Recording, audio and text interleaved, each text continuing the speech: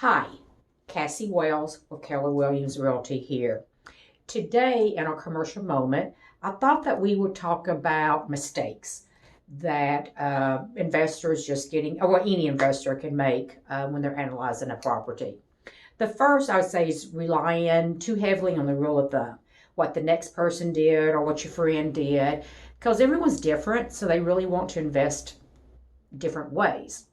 The second is underestimating repairs to get it ready. Most rental properties, when you buy it, people they just lack on the repairs, especially when they think that they're going to be selling it. So you really do need to have an accurate number for those repairs.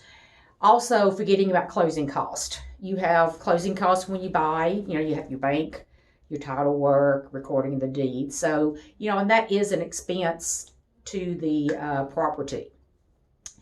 This next thing is overestimating the income that's going to come in. We all go through here going, I can raise rents to this, I can come in here and do these repairs, do this upgrade, raise rents, and I'll be making a lot more. You need to analyze it on the income that it has coming in at the current time. And then on the same effect is counting on appreciation.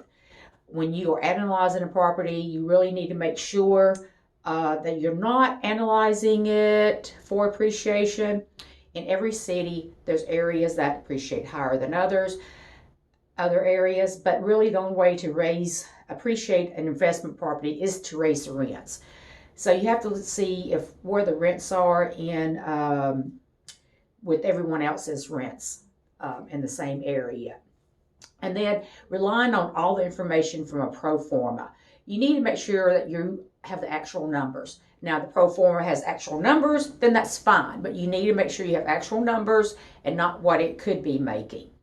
And then not budgeting for property management cost.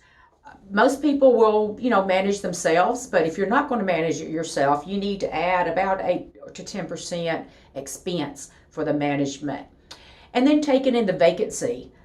Multifamily, you're probably going to run more around a 5% vacancy. A shopping strip, you might be a little bit less than that, but taking into the vacancy factor.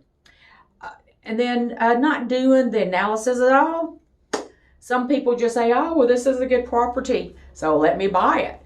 That's not good either. You need to look at all the aspects. The income, the expenses, what it's going to take to get it up and running, what's going to take to keep it going monthly, your payment on it, and all of this. So if you're interested in getting in real estate and would like to avoid some of these mistakes I've told you about, give me a call. Cassie Wells with Keller Williams, 501-993-1973. Thanks.